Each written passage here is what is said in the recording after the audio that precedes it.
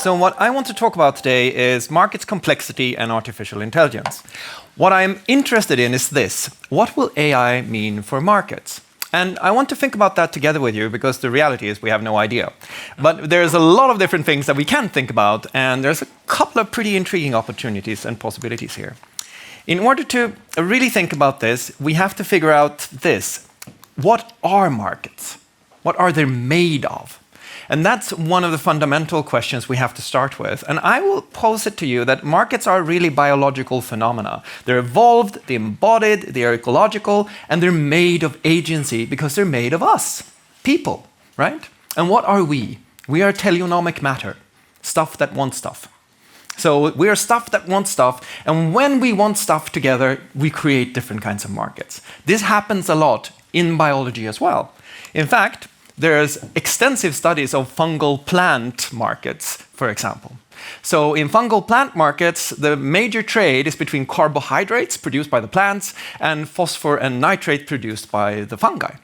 And they even trade between different plants. So if one plant is a bit short on something, they can take that particular nutrient to the plant. So even in biology, we find these markets. And plants, by the way, can fire fungi, which is kind of funny.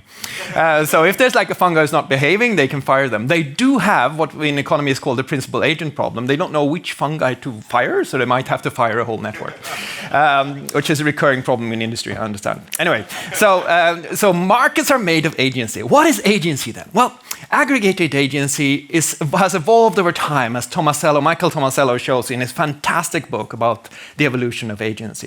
It starts from simple goal-directed agency, moves into intentional agency when we know that we want something, to rational when we know how to think about what we want and how we want something, to the socially normative agency that human beings exhibit, that give us things like rule of law that we've heard about earlier, or give us things like general morals overall. So as agency evolves, becomes more complex, it also aggregates, and then we get markets. If we take this basic insight and say markets are made of agency, and then we ask, how is AI evolving and how could that possibly impact agency? We find something quite interesting. As we're rebuilding AI right now, what we're doing is that we're adding memory to the models we're developing. We're building in more autonomy into it. We're deepening the reasoning capabilities and the planning capabilities that are core, and we're allowing for more tool use when we have these models. So all in all, what does that mean? It means that artificial intelligence is slowly edging into artificial agency. So artificial agency is actually much more interesting than artificial intelligence, because suddenly we have an entirely new class of stuff in the world that wants stuff. And suddenly, when we have been, primarily the biological realm has been the only stuff that wants stuff so far. But now that's not true anymore. The second question to ask yourself when you try to figure out how things might possibly evolve is how they break. It's one of the most interesting questions about anything you might study. How does this thing break? And if we look at how markets break, we suddenly find there are plenty of things that can happen when you add agency in abundance to markets. We're not talking about market failure, but markets breaking, like the institution not working anymore. So this is something that central bankers across the world have seen and that they've been really interested in and they thought a lot about. And you could argue that it's actually going to be one of the core things for financial regulation going forward, figuring out how to deal with an abundance of agency in these markets. So what exactly is it that can happen? One of the things that people worry a lot about is concentrated and asymmetric agency. So what is this? Well, it essentially means that we rely on a few agents to make decisions for us on markets. And you might think this is stupid. Why would we ever do that? The idea that we have a single agent make all of our market decisions for us, that would never happen, right? So that's partly true. But saying that ignores the fact that most of these agents are training on the same training sets. So if you're training 100 different models, but on the exact same data set, the cohesiveness, coherence, and structure of their decisions will be very, very similar. That's not hard to understand. The other thing that could easily happen is that there are best choice paths. There are actually decisions that are better than other decisions that may, if you aggregate them over time, lead to concentrated agency. So what does this mean? It essentially means if this is a normal market curve, you will see much greater volatility when you have concentration of agency in a market. There is one other opportunity, and that is that you see absolutely no volatility at all, which would be slightly depressing when you do these simulations, because you have all of these agents counteracting each other, creating a hyper-robust system with no price change, which would be awkward. The other thing that can happen is that you can get flash crashes. We're going to hear more about crashes later, so I'll sort of just leave this and say that when all of the agents or all of the agency is directed in the same way, you typically can get crashes. Here's an interesting alternative of what can happen. These are phase changes in a market, where you seem to have normal market order, but then suddenly all of the agents catch on to something, or there's a signal that they pick up, and boom, you get an immediate drop. And these phase changes create something that's very unlike any other kind of market that we've seen before. The other thing that can happen is that you can have order of magnitude increase in agency. So rather than have a concentration of agency, you end up in a situation where you just get more of agency overall. That will probably lead to more efficiency, volatility, and it may affect predictability. So typically, when you get more agents, you get more market efficiency. That's like a good thing, right? We like more agents, more people on the market, more efficiency. That's great. When we run these simulations and we start to look at this, we see that when we add a lot of agents, like really flood the system with agency, what can then happen, unfortunately, is that this system can sort of just turn into a chaotic phase. And it's not hard to understand, because if you think about adding more and more agents, every one of them producing more and more information, more and more choices, you quickly realize that that could lead to very unstable phases. So you essentially get completely chaotic transitions like this. And it forces us to think about something that we haven't had to think about before, and that's predictability design. How do you sort of design a market so that it's not too predictable or not predictable at all, between randomness and determination? And one of the things that we're trying to figure out when we look at foresight and future studies, etc., working on this, is, how does a market move on the predictability versus viability curve when we add a lot of agency to it? And we're not quite sure. That's one of the most interesting questions. And actually, an interesting question too is, what is optimal predictability in a market? Where does that actually exist? So you can also see how agency will affect time. Agency arrhythmia is one of the things that we've also started to study. And that's a fairly simple phenomenon. We know it from high-frequency trading, where sort of you have the red line, which is human decision-making. It has larger chunks of time, or lower time resolution, as we usually refer to it. When you have high-frequency trading, you get much higher time resolution, much smaller ticks.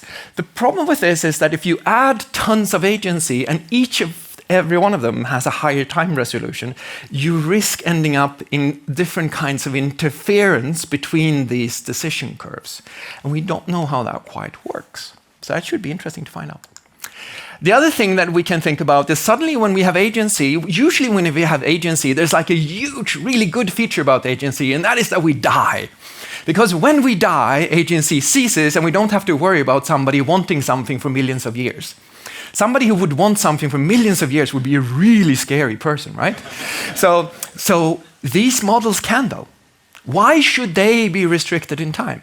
So here's a simulation of a set of models that are working together nicely to get the market look much better than it would otherwise, the blue line, and then they have a cash out point, which they leave because they have something else to accomplish.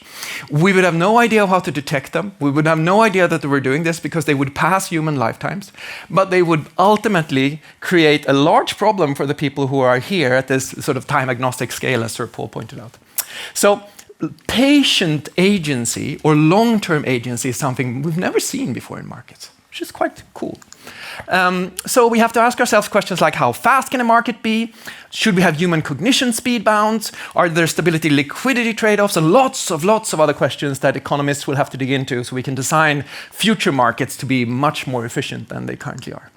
Markets can also mutate. So one of the things that we've been looking at, and there's a lot of people in sort of AI foresight who think about this, is post-market scenarios.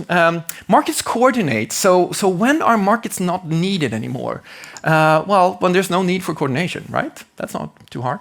So when is there no need for coordination? The two alternative scenarios that are currently being painted: central planning, We suddenly have a technology that's so good at allocating resources and producing them that we no longer need the market to coordinate for us. There's a huge neo-Marxist line of thought that essentially says that finally AI is here, we can now plan the economy, which is kind of brilliant. That won't work unless you have just one AI, because AIs are not exogenous to the system. They're endogenous to the system, which means that they'll mess it up. The other one is abundance, which is essentially saying that, well, we'll now be able to produce everything. So why would we coordinate? If you want something, you want something. Think Star Trek. You just synthesize it in your little thingy-majig in the wall, and then it's yours. Now we don't need markets anymore. So these two, between these two, the sort of automated luxury communism, we have this fantastic span of different possibilities. I don't think that any of these are likely, but they're worthwhile thinking through. The more likely thing that we should think about is non-human black box markets. As these markets recede behind the complexity horizon, human participation in them might become marginal or non-existent at best. Suddenly what then happens is that markets no longer are governed by things that are human cognition accessible, but by other things. And rather than thinking about the markets as mechanical phenomena, we have to start with things like market ethology. How does this thing behave? Because it's going to be much more easy to understand in organism metaphors, in biological metaphors, than in any other way. What can we do about this if we want to do things, if we want to sort of build the market of the future? Tons of stuff. We can focus on access, time, and technology. So we can restrict access of artificial agency to markets and say, no, we're not going to have any artificial agents on our markets whatsoever. We're going to have that out. We can restrict pace options and say markets can only run in human time. You can't run markets in computational time. That's not okay anymore. They evolved to run in human time. You're abusing them when you're running them in computational time. That's an option for us. We can also say, no, the problem is easily solved. We have lots of agents. We add more agents to look at the agents and monitor the agents. The answer to the machine is in the machine. It's a very optimistic view. And at some point, we might also want to think about optimizing for what viable predictability in markets are. So, summing up, markets are biological artifacts made of agency, stuff that wants stuff, us. An abundance of artificial agency could be here soon. We see intelligent assistants being designed now, and we're going to get much more of it. Concentration of agency, order of magnitude increased amounts of agency in arrhythmia may well change what markets are and make them into something entirely new and exciting. Markets could evolve into black boxes, and we can choose to restrict access, pace, try to build agency to check agency, or over the bow if you want to. The key point that I want to leave you with is that markets evolve with technology deeply. And I think we're about to see markets evolve even more before, because this notion of adding agency to a market is fundamental. Most of our institutions have evolved under a condition of scarcity of agency. There's only so much human attention to go around. The allocation of human attention is absolutely key to most of those institutions. And when we have an abundance of agency, that's no longer the case. And we have to examine everything from what the queue is to what a market is under those new conditions. So I'll leave you with a fungi plant economy metaphor and suggest that biological metaphors might actually have a larger role to play in the future as we try to understand the market. Thank you so much.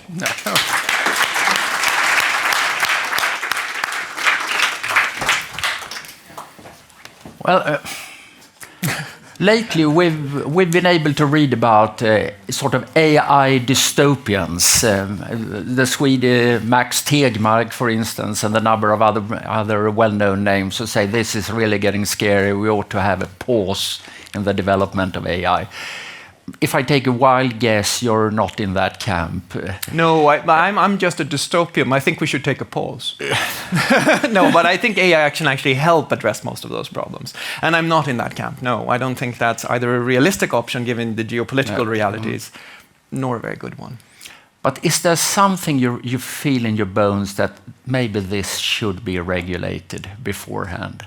I think we should have tons of regulation on this stuff, because I think this is really... Give us a couple of examples. So I think actually we should have regulation on safety, which is something that we've been proposing, that you have safety testing for these systems.